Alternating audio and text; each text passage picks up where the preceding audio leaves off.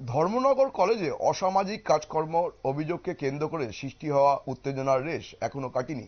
উল্টে পরবর্তী সময়ে ধর্মনগর কলেজে যে যুব কংগ্রেস সভাপতি জাহাঙ্গীর হোসেন যে হুমকি সাধারণ ছাত্রছাত্রীদের দিচ্ছেন, সামাজিক মাধ্যমে করছেন, তার তীব্র প্রতিবাদ জানিয়ে বৃহস্পতিবার সকালে অখিল ভারতীয় বিদ্যার্থী পরিষদের জেলা কমিটির তরফ থেকে উত্তর জেলার অতিরিক্ত জেলা শাসকের কাছে ডেপুটেশন দেওয়া হলো। ডেপুটেশন প্রদান করে এই বিষয়ে অবিলম্বে ব্যবস্থা নেওয়ার এবং ছাত্রছাত্রীদের নিরাপত্তা সুনিশ্চিত করার দাবি জানিয়েছে তারা। এই বিষয়ে শুনে নেব এবিভিপি নেতৃত্বের বক্তব্য।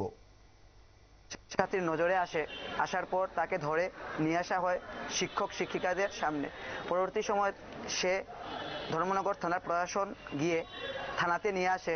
পরবর্তী সময় দেখা যায় জাহাঙ্গীর হোসেন দলবল নিয়ে আমাদের কলেজে যায় এবং কলেজের ছাত্রছাত্রীদেরকে হুমকি এরকম নানা কার্যক্রম করতে থাকে, যার দরুন আমাদের ধর্মনগর কলেজের ছাত্রছাত্রীরা অসুরক্ষিত।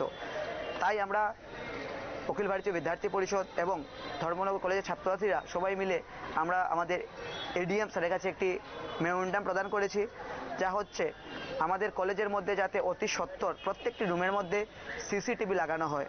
তার কারণে ধর্মনগর কলেজে এই ধরনের ঘটনা হবে না। তৎসঙ্গে আপনারা জানেন ধর্মনগর কলেজে গেটের মধ্যে সিকিউরিটি না থাকার কারণে বাইরে থেকে বহিরাগতরা যে কোনো সময় কলেজে ঢুকে কলেজের কাজকর্ম থাকতে লিপ্ত থাকে।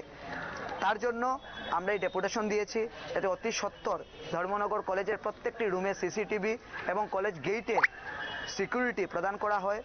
তার পাশাপাশি আমরা দাবি রেখেছি জাহাঙ্গীর হোসেন যেভাবে কলেজের ছাত্রছাত্রী এবং বিদ্যার্থী পরিষদের কার্যকর্তাদেরকে হুমকি দিচ্ছে সোশ্যাল মিডিয়াতে ওপেনলি এবং ধর্মনগরে সাম্প্রদায়িক দাঙ্গা আমরা শুনে এলাম এবিভিপি নেতৃত্বের বক্তব্য।